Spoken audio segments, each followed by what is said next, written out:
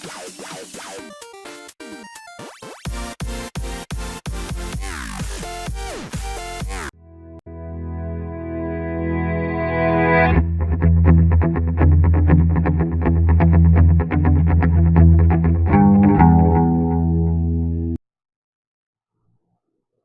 YouTube chess lovers and my friends, this is Gunjan here. Welcome to my 56th episode of Dirty Chess Tricks. Today I'm so excited to share some of my own research in a very little known but tricky line, Napoleon attack. The opening arises after the following move order, knight to c3, and we are only looking at the move e5. However, if your opponent continue with other popular choices, then stay tuned guys, as by end of this lecture, I'm going to show you my own recommendation against these popular choices.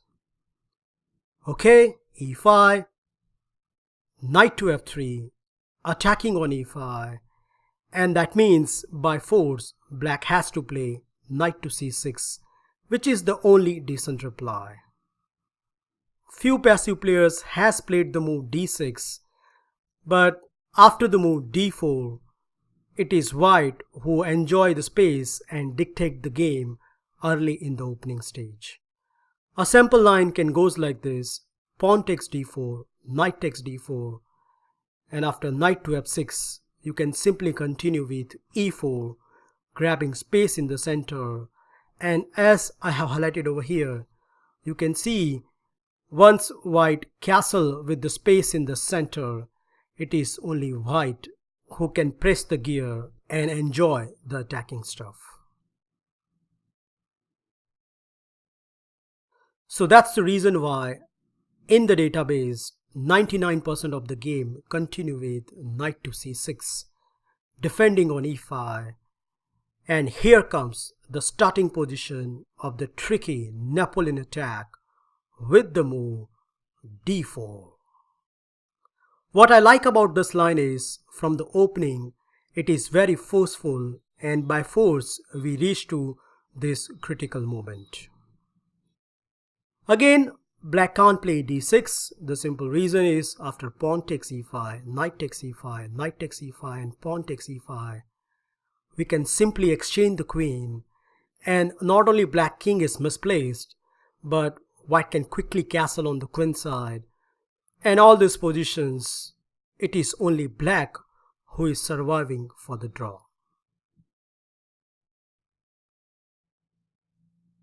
So that means again black response is force. Black has to take on d4, and after that white is going to simply recapture with the knight. Which brings us to the starting point of the Napoleon tricky lines, and as I have highlighted over here, black has mainly 5 different choices, and amongst them knight to f6 and bishop to c5 are the most popular one. But let's see each by turn, starting with the least popular choice. The first move I want to consider is queen to f6, which is in fact a dubious move, and the refutation goes with knight to b5, attacking on c7, and it doesn't matter whether black continue with king to d8 or the move bishop to c5, the overall result will be the same. For example, the most popular choice in this position is bishop to c5, so black is saying, hang on chump, you can't take on c7 as I'm threatening on f2. But guess what? White going to counter reply with, nope sweetie, I am going to take on c7 with a fork. And once your king moves on d8, now comes the star move, e3. And black to his horror realized that he can't take on c7 as his queen is going to lost on the next move with knight to d5. The best black can do over here is rook to b8, saving the rook, but then white can take out his knight in a style with knight to d5, and once the queen moves, Just within the 7th move of the game, white emerged with an extra pawn, and not only that, black king is completely caught at the center of the board.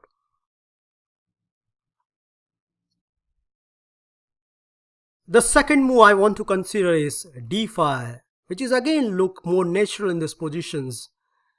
Black is freeing up his two bishops, but the problems start with white's next reply, that is bishop to f4. Black has to play a6, as in one blitz game, one of my opponent continued with bishop to d6, which turned out as a big time disaster, as again the tricky Napoleon trick comes into the table with knight captures d5 and white emerge with an extra pawn. The point is, after bishop captures f4, you can't take on f4 immediately, but you have this intermediate move, knight captures c6, attacking the queen, and after pawn takes c6 and the move knight captures f4, on top of everything, black has a shattered pawn on the queen side, which put him in a really horrible state. And this pawn structure demolition theme crop up often and often in the Napoleon attack, which you have to watch out in almost all the variations. Okay, so a6 is must, stopping knight to b5, and now we can make it very easy. Knight captures c6, pawn captures c6, and queen to d4, taking the central stage. And as I have highlighted over here, white has a very simple plan to execute, namely e4 and castle, and no matter whatever black plays, he is having a hard time defending his center. For example, one of my own game continued with bishop to e6. I simply responded with e4, and now black really doesn't want to capture on e4, as again his shattered queenside pawn are more than enough to lose the game. So in the game he played the obvious move, knight to f6, keep defending on d5, but after castle on the queen side, no matter whatever black plays, queen to e4 is an agenda, and what else but black is in a huge trouble. I like to quickly point out what is the danger. In the game, my opponent fed up with all this and he continued with c5, attacking my queen, but that just encouraged me to play the move queen to a4 with check, and after bishop to d7, now you will see the point behind queen going to the a file, as after queen to a5, suddenly my opponent realized that he is going to lose a pawn and something he can't do anything about it. He played c6, but after queen exchange and then taking on d5, at the end of the whole sequence, white again emerged with an extra pawn and a far better position. The third move I want to consider is bishop to b4, pinning down the white knight and trying to give a structural weaknesses on the queen side. But no matter, as we are going to strike first with knight captures c6. Here if black simply recapture this knight, then after queen to d4, attacking two spot, so black response is force, black has to take on c3. But then we can simply recapture with our queen, and not only white obtain the bishop pair, but again those structural weaknesses can create some nasty headache for the black camp. So this variation is right out of the equation. The correct response is, if black has come this far, then he has to execute what he wants to do, namely bishop captures c3 check, destroying white queen side, and now take back the knight with the b pawn. Well, as I mentioned earlier, the bishop pair factor is in our favor, but there is more to this position as white can continue with e4, and no matter however black continues, he is going to have a difficult time in the upcoming middle game. For example, after knight to f6, we are going to continue with queen to d4, and black is forced to play h6 in this position as he continue with other moves. Let's say if d5, then we can play bishop to a3, stopping him to castle, so that is not desirable.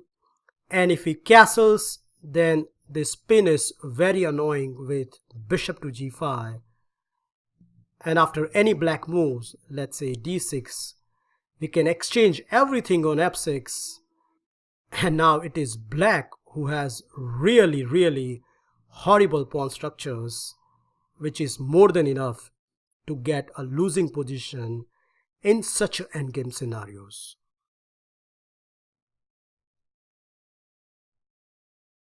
So no, black can't allow bishop g5, so h6 is must in this position, and it looks like after this white doesn't have any tricks left, right?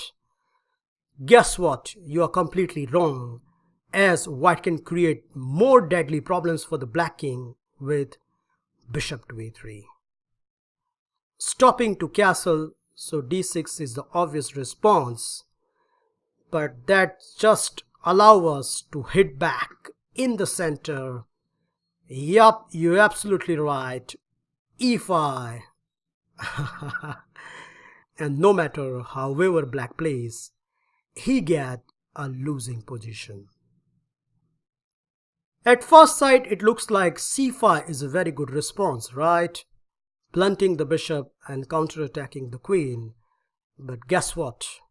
It's a blunder by black, and the response is very obvious. Bishop captures c5, winning yet another pawn. The point is, after d captures c5, we can exchange the queen, and once again we can create this horrible pawn structure which always favors the white camp.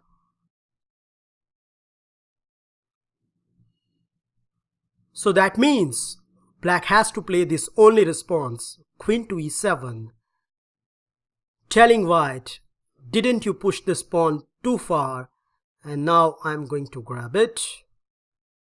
And yes, indeed, at first sight this move looks so good, except there is one problem, that white has this equally nice move. King to d2, believe it or not, and the threat is very obvious, rook to e1, and black is in a huge trouble. The best black can do over here is pawn takes e5, but after bishop takes, pawn takes, and the move bishop captures f6, when black recapture this bishop, we can straighten up our pawn structure, and that pawn structure demolition theme crops up again and again in all these variations.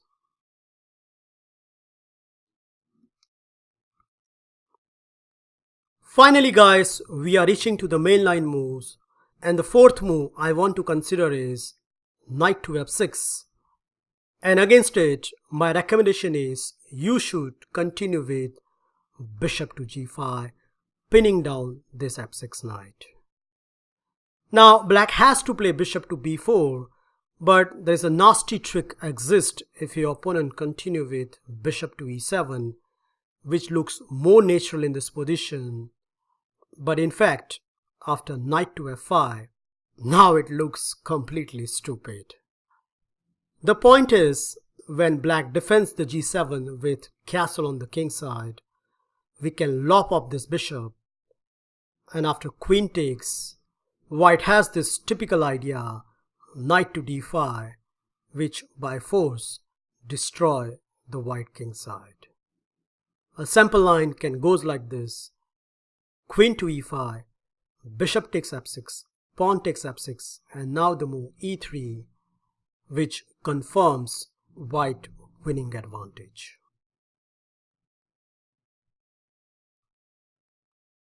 Okay, so bishop to b4 is the most accurate choice. And against this, if you have seen the earlier variation, I don't think so you have any problem. You can easily guess white's next reply. Yup, it's knight captures c6. If b captures c6, then queen to d4 and white position is better. So by force, black has to capture on c3, destroying white pawn structure on queen side. And now again he has to take with the b pawn, which allow us to execute the demolition job on the king side with queen to d4. Doesn't matter h6 or castle. We can take on f6, and after queen takes, time and time we can destroy black pawn structure. And the important point you have to remember is, it is white who is the first one to occupy the b file, which gives him the long-lasting advantage. Last but not least, what happens if your opponent continue with bishop to c5? Well, we are going to reply with this tricky move, knight to f5, which over the board not easy to dealt with. Kindly note that if your opponent played immediate g6, then we have this typical knight maneuvering idea, which gives white a clear nagging edge. So accordingly, queen to f6 is the most popular choice in these positions. The idea is very simple. You are attacking this knight, and the knight cannot move, as devastation happen on f2.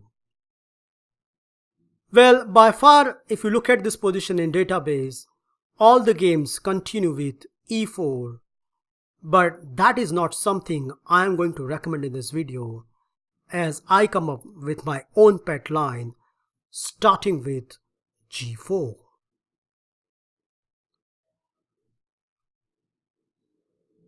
So white's idea is very obvious. Black can't play the move g6, as after knight to d5, this queen has to passively retreat to the d8 square, which gives him a very good advantage. So accordingly, two moves make it sense in this position. The first move I want to consider is bishop to b4, pinning down the c3 knight.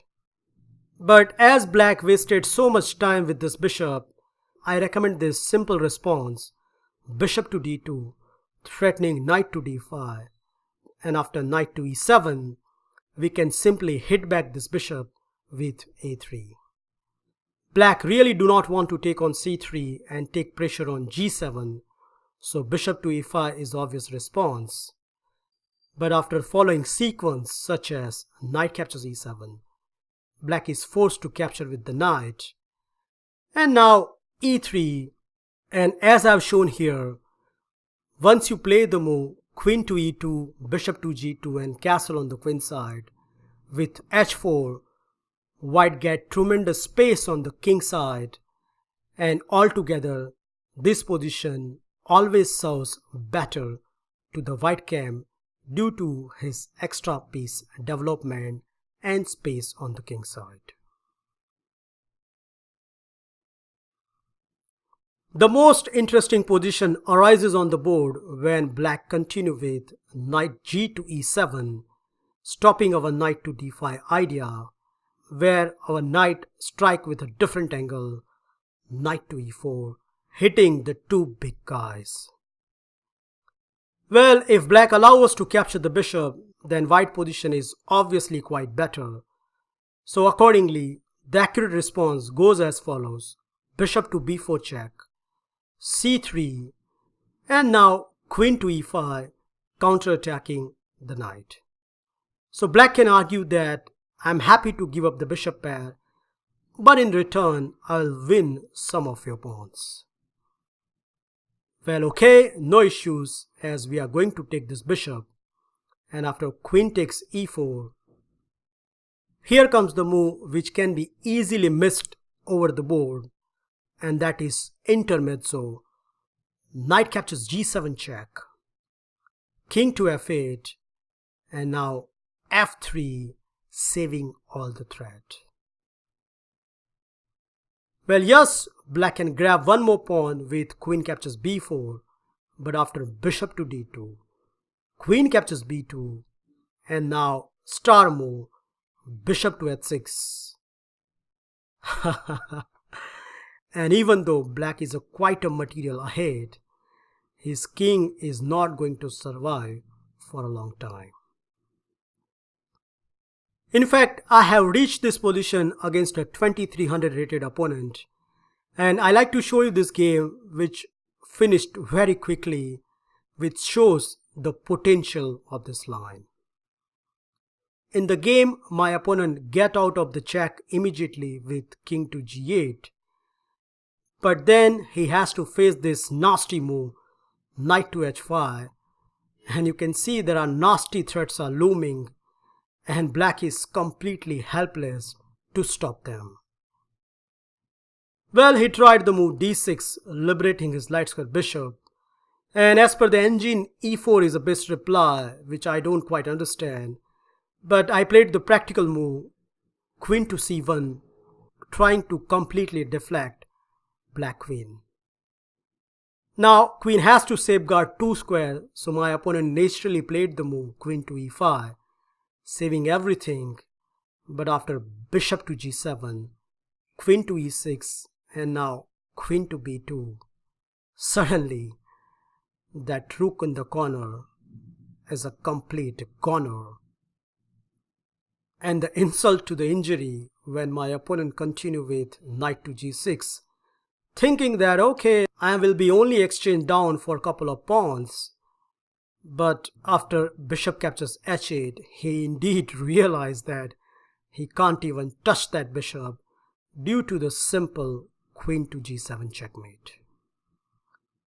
Well, f6 played in the game, but after queen takes, and now bishop takes, when the dust is clear, white simply emerged with a whole rook up.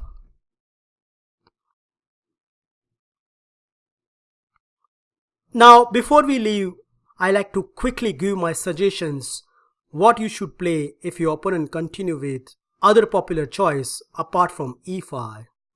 The first move is very easy. If c5 happens, then you can simply respond with e4, and now you can decide whether you want to play open Sicilian or closed Sicilian. Okay, what about d5? Well, against this, my recommendation is you can simply respond with d4. So threat is e4. So naturally, when black stop this with knight to f6, we can play bishop to g5, and this is known as Verasov attack, which is a quite nice attacking opening system by white, and you can certainly refer some of the videos and books which can give you a healthy attacking repertoire in this line. Last but not least, when your opponent plays the move knight to f6, which is a very flexible move, my recommendation is you should respond with e4.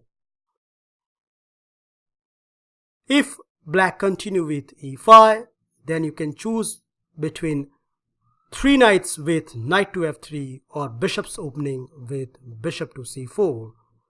So that is within our repertoire, and I have covered a detailed video about these lines, so that's not an issue. The only critical line you have to study is what happens when your opponent plays the move d5, which transpose into the Scandinavian variation of Alekhine defense. Well, the simplest response is e5, and again these lines are slightly better for the white camp, and you can definitely check out the theory section.